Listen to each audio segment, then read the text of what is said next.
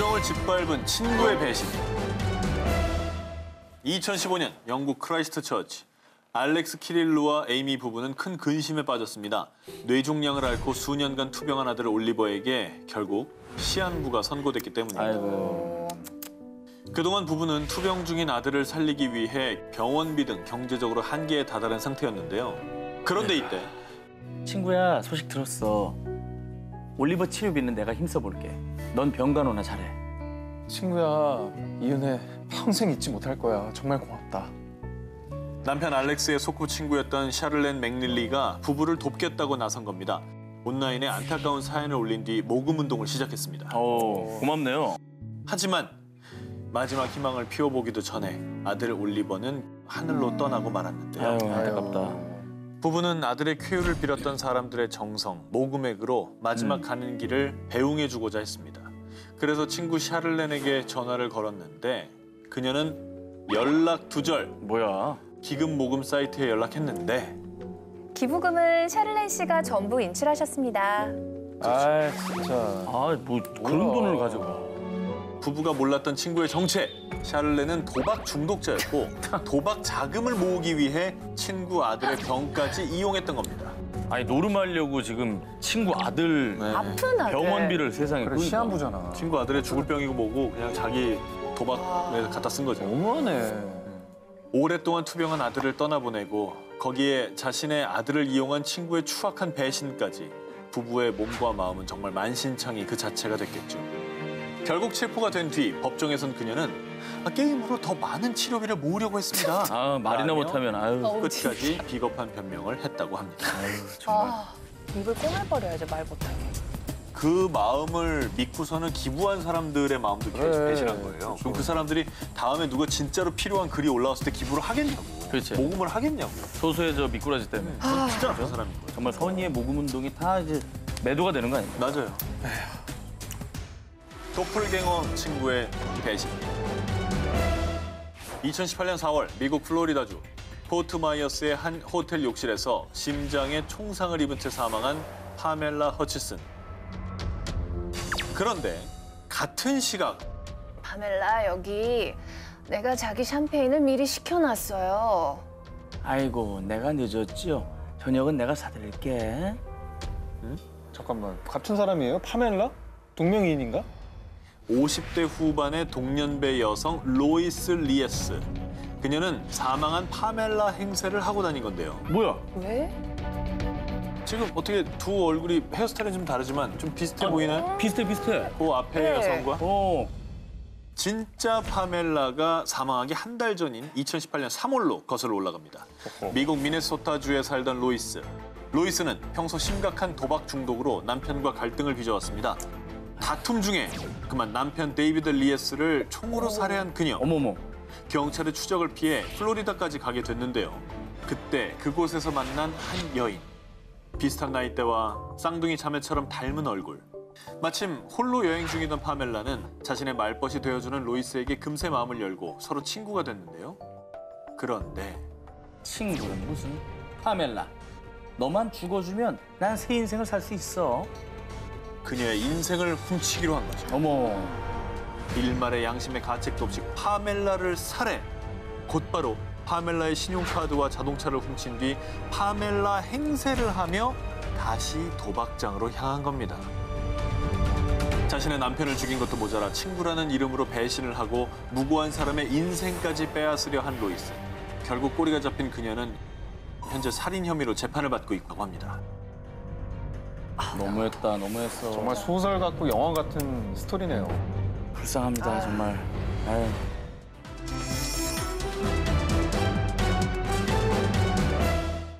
영국 웨스트 요크셔 지역. 두 자녀를 둔 돌아온 싱글녀 도나와 버스 운전기사 그렉은 운명 같은 만남과 동시에 불같은 사랑을 시작했습니다. 곧 두 사람은 함께 지내며 둘 사이에 예쁜 자녀까지 낳아 행복한 나날을 보냈는데요. 그러던 어느 날. 도나, 진짜 나의 아내가 되어줘. Would you marry me? 사랑한 지 6년 만에 공식 부부가 된 그렉과 도나. 그런데 결혼한 지 1년 만인 2015년 8월 샤워를 하던 중 갑자기 쓰러진 도나. 병원에서 내려진 최종 판정은 식물인간상. 어떡하냐. 아니 이제 갓 결혼해서 아유, 어떻게 저렇게 행복하게 또 살게 됐는데 이거 너무 아이도 생겼고. 아니, 애도 있다면서요. 아, 어떡하냐. 언제 깨어날지 기약이 없는 도나. 병원에서도 퇴원을 권유했는데요. 그녀를 집에 데리고 오기엔 열악한 환경. 결국 그렉은 SNS를 통해서 아내를 위한 모금 캠페인을 시작했습니다. 두 사람의 안타까운 소식에 수많은 이들이 그렉과 도나를 응원하며 모금에 동참했습니다. 한편 양육을 위해 버스 운전을 포기할 수 없던 그렉은 자신이 집에 없는 동안 도나를 돌봐줄 간호인 앤 로빈슨을 고용했는데요. 아, 불안해지는데 또. 아, 이게 또 사람 하나 또 나오네 또. 불길하다. 그런데 말입니다. 오늘 도나는 잘 지냈나요? 그런데 앤, 당신 오늘 무척 아름답군요. 병상에 있는 도나를 두고 그만 넘어서는 안 될 선을 넘고만 두 남녀. 뭐야. 심지어 아이의 간호인 앤은 도나와 그렉 그리고 아이들이 있는 집에 들어와 함께 살기 시작했는데요. 모르겠어 이걸. 다 알지. 한편 식물인간이 된 아내를 두고 사랑에 빠진 남편과 간호인의 소식이 알려지자 모금 캠페인 한 것도 도나를 이용한 거 아니냐? 도나는 얼마나 끔찍할까. 잔인하다. 자 이렇게 두 사람을 향한 비난이 쏟아졌는데요. 그러나 그렉의 뻔뻔함은 여기서 그치지 않았습니다. 뭐가 그리 당당한지 한 아침 방송에 간호인 앤과 함께 출연. 우리가 처음부터 그런 건 아니에요. 그리고 애들한테는 엄마가 필요하잖아요. 자 그리고 정말 더 씁쓸한 건 올해 4월 결국 도나가 세상을 떠난 것으로 알려져 주변을 더욱 안타깝게 했는데요. 사랑꾼에서 한순간에 불륜남이 된 그렉. 훗날 하늘에서 아내를 만나게 될 때 그는 아내에게 어떤 말을 할 수 있을까요? 우크라이나 외교관의 배신? 지난 2017년 7월 런던에서 열린 우크라이나와 영국의 정식 회담. 블라디미르 그로이스만 우크라이나 총리와 테레사 메이 영국 총리는요. 러시아와 우크라이나 사이 영토 분쟁 지역인 크림반도를 명제로 깊은 논의를 나눴습니다. 이때 그로이스만 총리의 옆을 우직하게 지키며 누구보다 바쁘게 업무를 소화한 이가 있었으니 바로 통역관 스타니슬라프 예조프. 그로이스만 총리는 수년간 성실한 모습으로 자신을 보필한 그를 각별히 여겨서 각국의 고위급 비공개 회담의 통역을 모두 예조프에게 맡길 정도였습니다. 주변 정치인들 역시 예조프에 대해 겸손하고 성실한 역대 최고의 외교관이다라며 칭찬을 아끼지 않았는데요. 그런데 그가 숨기고 있던 충격적인 비밀. 스타니슬라프 예조프 씨, 당신을 반역죄 혐의로 체포합니다. 스파이? 아, 설마 러시아 그러면? 그가 체포된 이유. 러시아의 오. 스파이라는 혐의 때문이었습니다. 와, 진짜. 와 정말 옛날에나 있던 얘기 아니에요 이게? 반역자죠, 반역자. 와. 익명의 제보에 따르면 스타니슬라프 예조프가 통역사로 일하기 전 우크라이나 외무부에 소속돼 있을 때부터 특수 장비들을 이용해가지고요. 동료들이 주고받는 내부 정보를 감청 및 수집, 그리고 각종 정부기관 활동에 대한 데이터를 모아서 러시아 측에 고스란히 넘겨왔다는 겁니다. 제보를 받고 우크라이나 보안청이 그의 저택을 뒤졌는데 그가 외무부에서 무단으로 수첩한 문서를 발견하기도 했다고 합니다. 아, 진짜네. 한편 러시아 외무장관 세르게이 라브로프는 예조프의 체포 소식을 전해 듣긴 했지만 우리는 모르는 일입니다. 라며 무고함을 주장했고요. 예조프는 또한 우크라이나 정부를 향해 부당한 처벌이다 라고 주장하고 있어서 지금까지도 스파이 논란의 진위 여부는 계속되고 있다고 합니다. 참고로 우크라이나 형법에 따라 반역죄로 기소된 예조프는 올해 12월 말까지 구금될 예정이라고 하는데요. 과연 그는 정말 국가를 배신한 배신자일까요? 진실이 명명백백히 밝혀져야 할 것으로 보입니다.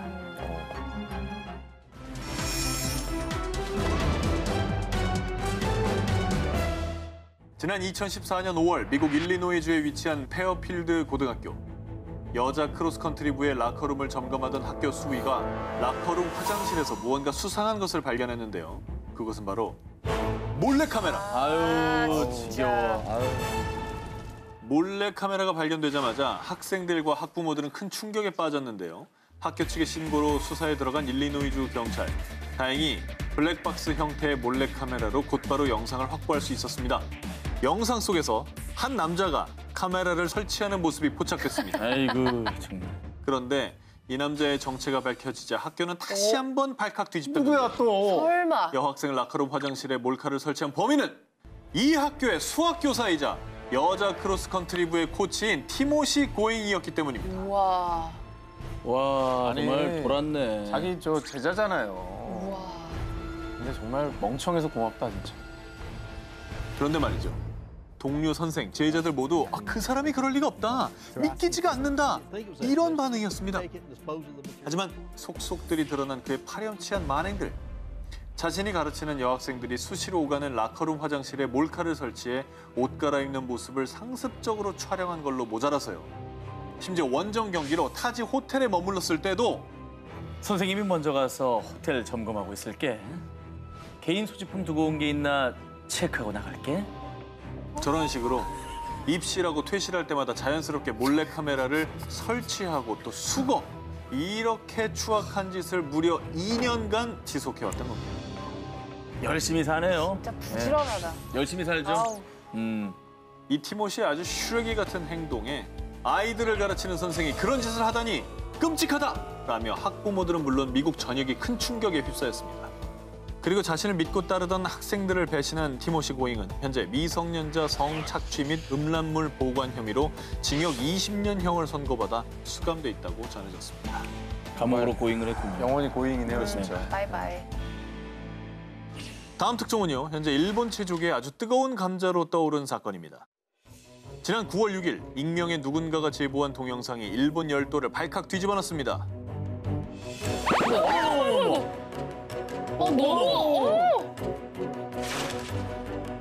훈련장에서 선수의 고개가 완전히 돌아갈 정도로 힘을 실어서 폭력을 행사하는 영상입니다. 아 저거는 이 영상 속에 저 뺨을 맞는 선수는 일본 체조 국가대표 미야카와 사에, 그리고 폭력을 휘두르는 남성은 체조 코치 하야미 유토입니다. 정말 충격적이게도 저 영상은 체조 선수 미야카와가 15살이던 그러니까 3년 전에 찍힌 영상입니다. 애기잖아. 아 때릴 데가 어딨니? 그리고 국가대표면 잘하는 선수인데 왜 저래요? 진짜? 결국 지난 8월 일본 체조협회는 하야미 코치에게 무기한 코치 등록 말소라는 징계를 내렸고요. 그리고 비난의 중심에 선 하야미 코치는 저도 어릴 때부터 맞으면서 운동을 해왔습니다. 때려서라도 잘하게 해야 한다고 생각했습니다. 그런데 미야카와 선수가 자신은 괜찮으며 하야미 코치에 대한 징계가 과도하다고 주장한 겁니다. 오 마이 갓. 선생이 그렇게 말했을 거 아니야. 때리면서 내가 때리는 건 너 잘 되라고 하는 거야. 너 더 잘하라고 하는 거야 라고 했을 거 아닙니까? 아 그리고 저 선수만 맞는 게 아니라 자기 친구들 다 맞았을 거 아니에요. 그러니까 다 의뢰이러려니 한 거죠. 그런데 이렇게 그녀가 추가로 밝힌 입장, 누군가 갈라놓으려고 했다고 했죠. 이 어린 선수를 2번 배신한 게 어른들입니다. 가장 먼저 선수를 보호해야 할 체조협회에서 되레 미야카와 선수에게 하야미 코치 중징계를 받아들이지 않고 체조협회의 말을 듣지 않는다면 올림픽에 못 나갈 거라는 협박성 발언을 했다는 겁니다. 진짜 너무 질이 안 좋은 갑질이다. 음. 정말. 갑질 선생 위에 갑질 협회가 있었던 겁니다.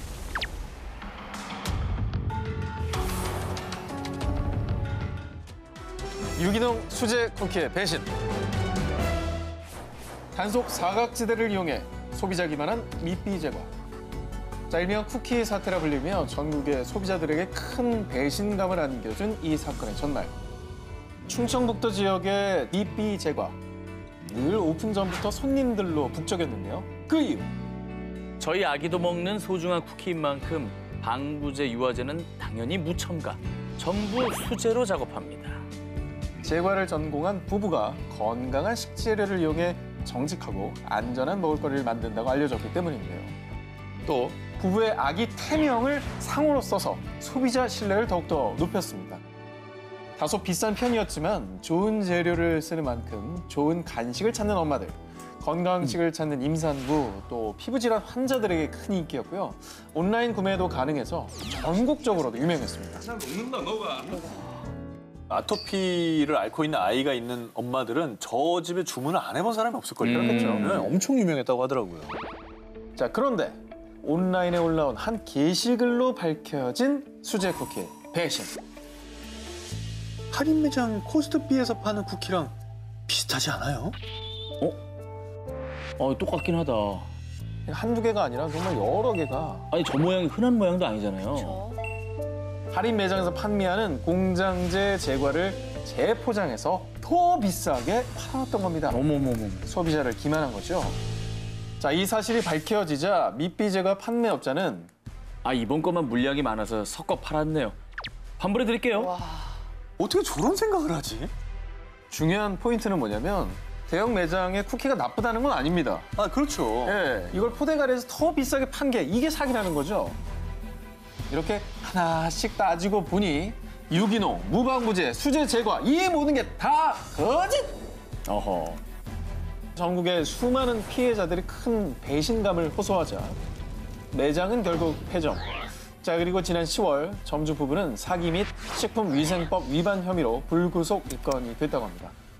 이제 엄마 입장에서 내 아이한테 좋은 걸 먹이고 싶은 그 마음을 너무 악용을 해버린 거잖아요. 소비자가 어떻게 본 거죠?